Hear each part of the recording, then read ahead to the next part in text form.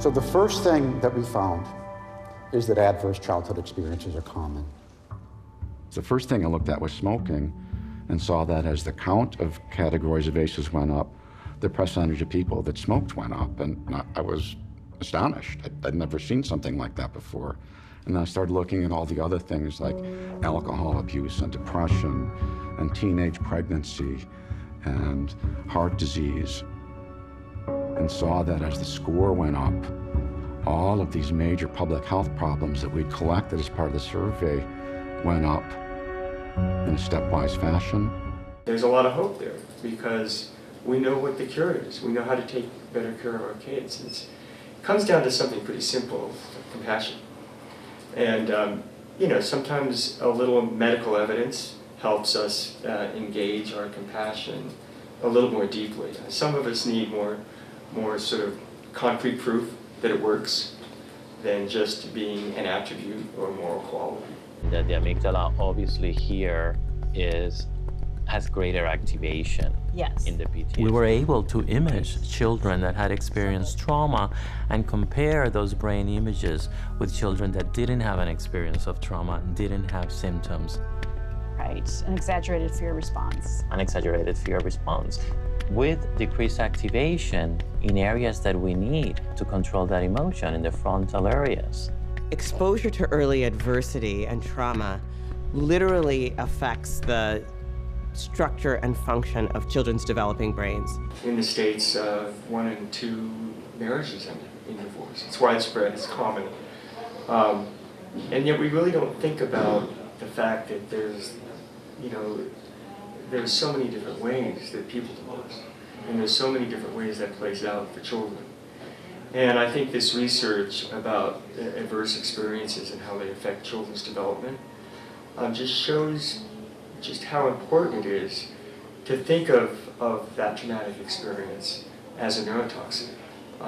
It comes down to 2 things. Even if they don't engage in self-soothing behaviors that are destructive long-term, such as overeating, or smoking, or drugs, or drinking, unprotected sex, even if they don't engage in those behaviors, kids who aren't given a compassionate help can still have a risk later on in life of health problems because of the way that stress wears the body down. No one wants divorce for anybody, but if it happens, the most important thing has to be the well-being of the child. And in some cases, divorce is the right thing because the environment in the home is so toxic that, relatively speaking, it's a better outcome for the child, for the parents to divorce, particularly if there is a lot of verbal and physical abuse going on in the home. So it really isn't about whether or not divorce is right or wrong. In my mind, it's more about, in the case that it does happen, that you're just always putting the well-being of the child first and foremost. We all like to think of childhood as this time of joy and innocence. But, for many of us, it's just not true. When you grow up in these type of situations, it's not something you talk about. It takes a lot for things to weave their way into our collective consciousness. But it happens. If something is true, it's inevitable that it happens. I just think we're at a time now where we're ready to deal with this because, after all, you're having to confront some taboo topics like sexual abuse and mental illness in the home and violence in the home. These are not easy things to talk about. So you see, that fundamental mind shift underneath everything is really important, and the rest, as said in the movie, if you get the right information to the public, they will invent very wise actions.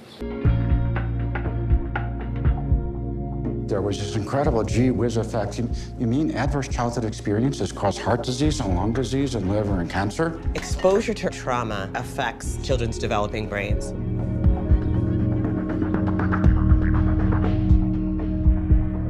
The impact is on your behavior, it's on your heart, it's on your DNA. Like, how do you deal with all that? I don't reach out because I'm not used to that. We have a whole new body of knowledge now that could open up what we have up till now been seen as intractable, unsolvable problems. No child should be punched or kicked. No.